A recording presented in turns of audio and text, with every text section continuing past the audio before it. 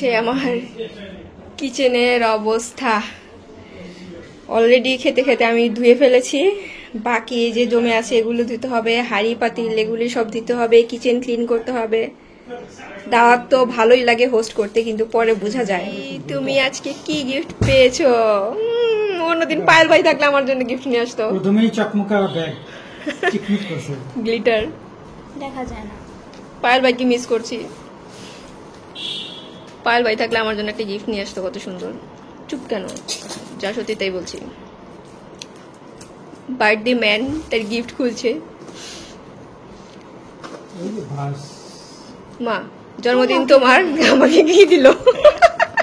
এটাই পায়েলের কথা বলতেছে না, এখন রওনক সেই অভাব পূরণ করে দিল। আমি বললাম শেষমেশ লিয়ানা বের করলো ওয়ার্ল্ড কাপ।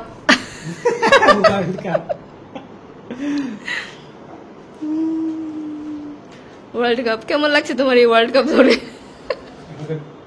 চা কফি পানি কিছু খাওয়া যাবে? এটা খাও। এটা ঢুকে ওইটার ভিতর। যাই হোক, পায়েল ভাইয়ের ইয়া আমাকে পূরণ করে দিল রনক ভাই। এটা কি এনেছে দেখি। ওয়াও, এটা তোমার গিফট। মাই গুডনেস, এই জিনিস বিশাল। ছোট্ট একটা জিনিস, তুমি বলো বিশাল জিনিস। ছোট একটা জিনিস হলো, কিন্তু এটা তো আমি তোমাকে একটা কিনে দিয়েছিলাম এতগুলো টাকা দিয়ে, শেষ যত্ন করে রেখে দিয়েছে। হ্যাঁ পড়েছে, কিন্তু এখন আর পড়ে না। এটাই তো মানে জিনিস তো দামি, কিন্তু পরিত না, ধরি তো পরিনি। আর কি দিবে? চশমা। এটাই ঠিক আছে, সুন্দর হয়েছে। না পড়তে পড়তে কেমনে খুলে তা বলে গেছে। বাম হাতেই তো পড়ে, তাই না? গলায় পড়ে, ওই যে কি যেন বলে, চোকারের মতো গলায় পড়ে গেল। কাটতে হবে,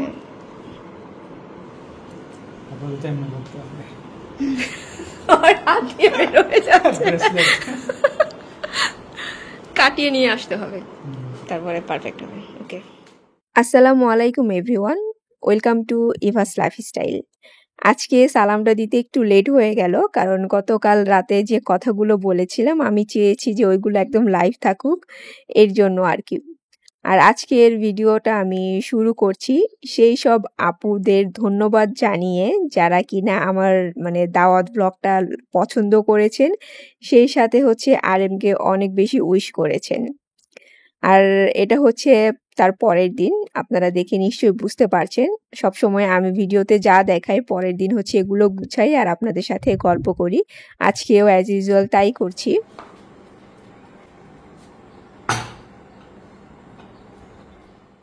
গতকাল রাতে গিফট নিয়ে প্লাস হচ্ছে আরএম এর ঘড়ি নিয়ে অনেক ফান করছিলাম। তো আমি খুশি হয়েছি যে ভাইয়াটা আমাকে এরকম একটা ফ্লাওয়ার ভাজ গিফট করেছে। নর্মালি এই ধরনের জিনিস আমার অনেক ভালো লাগে। হয়তোবা একজন চিন্তা করেছে যে যার জন্মদিন সে তো হয়তোবা কিছু না কিছু গিফট পাবে, কিন্তু যে এত কষ্ট করে রান্না করবে তার জন্য কিছু একটা নিয়ে নেওয়া যাক। আর ওই সময় আমি হচ্ছে আমার মানে আরএম এর আরেক ফ্রেন্ড ওই ভাইয়াটাকে অনেক মিস করছি, কারণ এই যে এখানে যে হোয়াইট কালারের আপনারা মানে সেট দেখতে পাচ্ছেন সার্ভিং ডিশ 3টার, এইগুলো কিন্তু ওই ভাইয়াই দিয়েছে। সো যতবার আমার বাসায় উনি মানে দাওয়াতে আসতো ততবারই দেখা যেত যে এরকম সুন্দর টাইপের যে জিনিসপত্র নিয়ে আসতো, আর আমার কিনতে হতো না। কিন্তু এখন ভাইয়া চলে যাওয়াতে আমার কিনতে হয়, এটা আমি সবসময় বলি। তো যাই হোক, আরএম এর হাতের ঘড়িটাও অনেক বড় হয়ে গিয়েছে, ওইটা বলেছি তাকে মানে কাটিয়ে নিয়ে আসতে। যদিও সে ঘড়ি পরে না, আমিও তাকে একবার অনেক শখ করে মানে ঘড়ি গিফট করেছিলাম আর কি অ্যানিভার্সারিতে, কিন্তু সে হচ্ছে সামহাও কিছুদিন পরেছে আর পরে না। এখন আল্লাহ জানে যে এটা পরে কিনা। আচ্ছা, লাস্ট ব্লগে আমার রান্না দেখে না রাফসান জেরিন আইডি থেকে আপু বলছিলেন যে আমি নাকি সব কঠিন মানে খাবার রান্না করলাম। আসলে আপু কি বলবো, যে রান্না করা অবশ্যই কঠিন, তবে যারা রান্না করতে পারে না কিংবা হচ্ছে রান্না করতে পছন্দ করে না তাদের জন্য। আর যারা পছন্দ করে আর হচ্ছে রান্না করতে পারে তাদের কাছে কিন্তু কোনো খাবার রান্না করাই তেমন স্পেশাল কঠিন মনে হয় না, যেমনটা আমার কাছে এখন মনে হয় না। তবে রান্নার আগে এবং পরে যে কাজগুলো করতে হয় সেগুলোই আমার কাছে কঠিন মনে হয়। এরপর দেশি আপু বলছিলেন উনি কাউকে দাওয়াত দিলে নাকি টেনশন শুরু হয়ে যায় আর আমি কিভাবে এরকম ম্যানেজমেন্ট করলাম এই টাইপেরই একটা কমেন্ট করেছেন আই থিঙ্ক আপু। আসলে টেনশন কিন্তু আমারও হয়, তবে এই দাওয়াতগুলো কিন্তু আমার প্ল্যান করা। সিনেমা বানাতে গেলে যেমন স্ক্রিপ্ট আগে থেকে রেডি করা থাকে, আমার এই দাওয়াতগুলো হচ্ছে সেম আগে থেকে প্ল্যান করা থাকে। আমি জাস্ট একদিন আগে থেকে রান্না শুরু করি আর কি। তবে টেনশন হয় আমার ওই সকল দাওয়াতের সময় যারা কিনা মানে হুটহাট করে ১ দিন কিংবা ২ দিনের নোটিশেই চলে আসেন, প্লাস বিকেলে আসবেন, সকালে বলেন। তখন আমার হচ্ছে টেনশন শুরু হয়ে যায় আমি কিভাবে তাদেরকে অ্যাটেন্ড করব, কিভাবে কি দিয়ে সার্ভ করব। যদিও এই ধরনের দাওয়াত আমার তেমন একটা হয় না। আমি কাউকে ইনভাইট করলেই দেখা যায় যে আসে, নয়তো হুটহাট আমার বাসায় মানুষজন খুব কমই আসে। আর লাভলি আপুর কমেন্টের কথা কি বলবো, আমি স্ক্রিনে দিয়ে দিলাম, আপনারাই দেখে নেন। আপু যখনই কমেন্ট করে তখনই হচ্ছে এরকম সুন্দর কমেন্ট করে যেটা কিনা আমার অনেক ভালো লাগে। আপু আপনার ছোট ছেলের কি হয়েছে আমি জানি না, যাই হয়েছে তার জন্য অনেক দোয়া রইল, আল্লাহ যেন তাকে খুব দ্রুত সুস্থ করে দেন। আচ্ছা, আমার ঝাড় টাইপের যে কার্টেন্স আছে না, যেটা হচ্ছে আমি কিচেনের দরজার পাশে লাগিয়েছি স্কাই এবং হচ্ছে হোয়াইট টাইপের, ওইটা দেখে একজন আপু বলছিলেন আমি কোন জায়গা থেকে কিনেছি এবং প্রাইস কত। জায়গার নামটা মনে থাকলেও আপু প্রাইসটা কিন্তু মনে নেই। নিউ মার্কেট থেকে কিনেছি। আর প্রাইস মনে না থাকার কারণ হচ্ছে আমি এটা কিনেছি অলমোস্ট হচ্ছে ৬.৫ বছর হয়ে গিয়েছে। সো এতদিনে প্রাইসটা মনে থাকার মানে কথাও না। আপনি নিউ মার্কেটে গিয়ে খুঁজে দেখতে পারেন।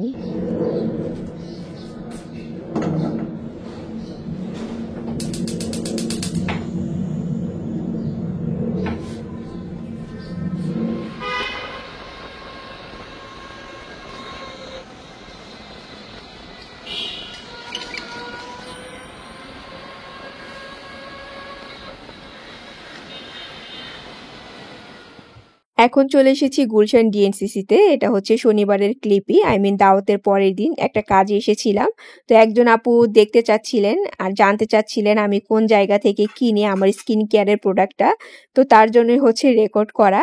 যারা গুলশান ডিএনসিসিতে আসেন তারা কিন্তু এই গলিটা অবশ্যই চিনবেন, মানে দোতলার উপরে।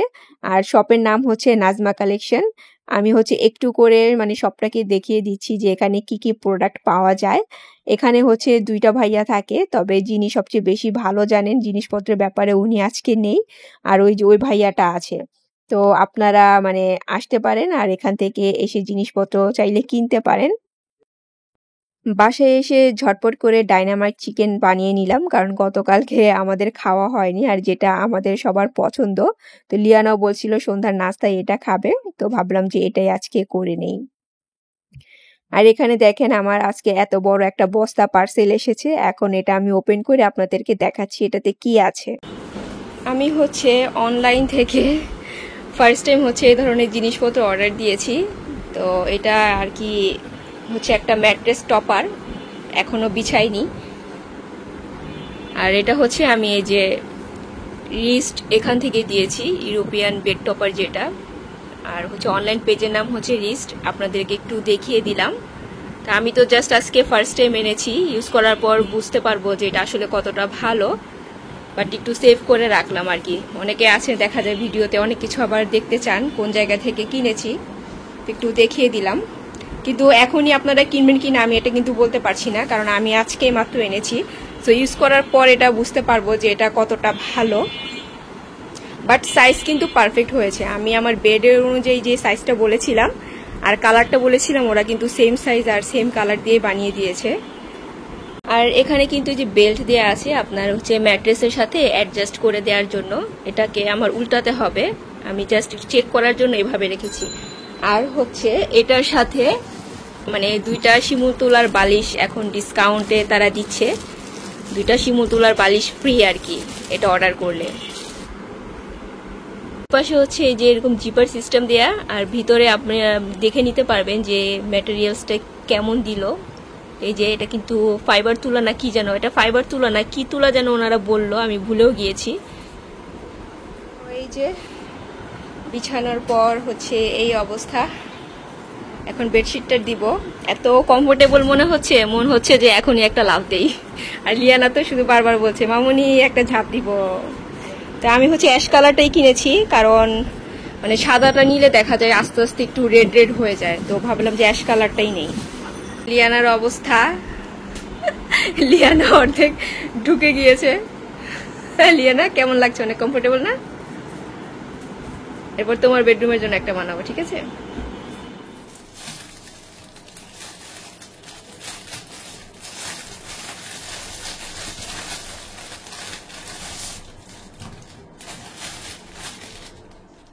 কিছু লেফট ওভার বেবি কর্ন রয়ে গিয়েছিল, তো আমি এটা দিয়ে সবজি রান্না করে খেয়ে ফেলতাম শীতের সময় হলে হয়তোবা, কিন্তু এখন তো বাঁধাকপি তারপর ফুলকপি অ্যাভেলেবেল না।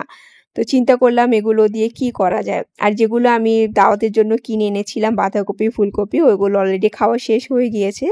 দেন ইউটিউবে সার্চ দিলাম কি করে খাওয়া যায়, তখন দেখলাম যে ওইখানে আপনার কি বলে সেটাকে ক্রিস্পি স্পাইসি যে বেবি কর্ন ফ্রাই সেটা করে খাওয়া যায়। তো এর আগে আমি এটা কখনো ট্রাই করিনি, তো ভাবলাম যে কেননা আজকে কয়টা দিয়ে ওইটাই বানানো যাক। আর এই যে দেখেন এত বড় একটা মানে কি বলবো আমি এটাকে, উপরের অংশটা থেকে কতটুক সাইজের একটা বেবি কর্ন বের হয়। দেখলে মনে হয় যে এটা পুরোটা জুড়ে বুঝি আপনার কর্ন, কিন্তু আসলে না, এতটুকু জাস্ট বের হয়। আর আগে আমি কর্ন খুলতে গেলে পুরো এই মানে এরিয়াটা নষ্ট করে ফেলতাম, মানে একটা একটা করে টেনে টেনে খুলতাম। কিন্তু হঠাৎ করে মানে সেদিন আমার মানে যেদিন আমি দাওয়াত দিব সেদিন হঠাৎ করে মনে হলো যে আচ্ছা এভাবে কেটে তারপর বের করে দেখি তো এভাবে বের করা যায় কিনা। পরে দেখলাম যে হ্যাঁ, এভাবে ইজিলি বের হচ্ছে, প্লাস আমার জায়গাটাও অত বেশি মেসি হচ্ছে না। তো আপনাদের সাথে একটু মানে ট্রাই করলাম, হয়তোবা অনেকেই জানেন এই জিনিসটা, আর যারা না জানেন তারা এভাবে কিন্তু কর্ন বের করতে পারেন। তো যাই হোক, আমি ডিসিসিতে মানে যে গিয়েছি, তো ওইটাও একজন আপুর রিকোয়েস্টে দেখালাম। আর বাইরে গেলে আমার এমনিতেও একদমই কোনো কিছু রেকর্ড করতে ইচ্ছে করে না, কেন জানি আনইজি লাগে। তারপর যারা ডিসিসিতে যান তারা অবশ্যই চিনবেন, ওই যে বড় যে সিঁড়িটা আছে ওইখান দিয়ে আপনি হাতের বাম দিকে যাবেন, যাওয়ার পরে ডানে যাবেন, দেন শুরুর যেই ডান পাশের গলি, ওই গলিতেই কিন্তু আপনার এই যে এই শপটা। আর এই গলিতে সবচেয়ে বেশি আপনার জুতা পাওয়া যায়, তো আপনারা গেলে ইজিলি আপনি শপটা পেয়ে যাবেন। তবে আরেকটা ভাইয়া থাকে একটু কালো করে, উনি কসমেটিক্সের ব্যাপারে এক্সপার্ট, মানে যখন যেটা বলবেন উনি ওটা বের করে দিতে পারবে যদি থাকে। আর যে ভাইয়াটাকে দেখালাম একটু ফর্সা করে, উনি একটু কমই জানে জিনিসপত্রের ব্যাপারে, কারণ উনি মোস্ট অফ টাইম ক্যাশ মানে ক্যাশে বসে আর কি। তো আর আপনার আমার পরিচিত সব, তাতে কি হয়েছে অবশ্যই আপনারা সেখানে প্রোডাক্টগুলো বার করে স্ক্যান করে নেবেন, প্লাস দামাদামি করবেন। আমি যখনই কোনো জিনিস কিনতে চাই, মানে আমি তো একটা প্ল্যান করে তারপর যাই যে আমার এই জিনিসটা কিনতে হবে, তখন দেখা যায় আমি গুগলে সার্চ করি অন্যান্য শপে এটার প্রাইস কত, কারণ ডিসিসি থেকে কিনবো অবভিয়াসলি আমার আমি চাইবো যে একটু কমে কেনার জন্য, নয়তো অন্যান্য শপ থেকেই তো কেনা যায়। তো আমি প্রাইসটা দেখে তারপর ওইখানে যাই, দেন ওনারা যে প্রাইসটা বলে তখন আমি বুঝতে পারি যে আসলে ওনারা প্রতিটা প্রাইসে 200 300 এরকম 400 টাকা করে কম রাখছে। তারপরও আপনারা একটু দামাদামি করে নেবেন, অনেক সময় দেখা যায় যে একটু দামাদামি করলে প্রাইসটা কমায় আর কি। আচ্ছা, আমি যে টপারটা নিয়েছি এটা কিন্তু বেশ অনেক দিন হয়েছে, আপনাদের সাথে আর শেয়ার করা হয়নি। আমি এতদিন তো ইউজ করছি, বেশ ভালো কমফোর্টেবল। যদিও আমার কাছে এই ধরনের টপার কিংবা তোশক মানে ম্যাট্রেসের উপরে থাকবে এটা আমার একদমই ভালো লাগে না, কারণ না বিছানার চাদর বিছানোর পর কেমন যেন টিউমারের মতো জায়গায় জায়গায় উঁচু নিচু হয়ে থাকে, যেটা আমার একদমই পছন্দ না। যার কারণে আমি এতদিন কিন্তু কোনো টপার ইউজ করতাম না, কিন্তু আরএম ইদানিং মাথা পাগল করে ফেলছে, তার নাকি ঘুমিয়ে একদমই শান্তি লাগে না, যার জন্য আমি এটা কিনেছি।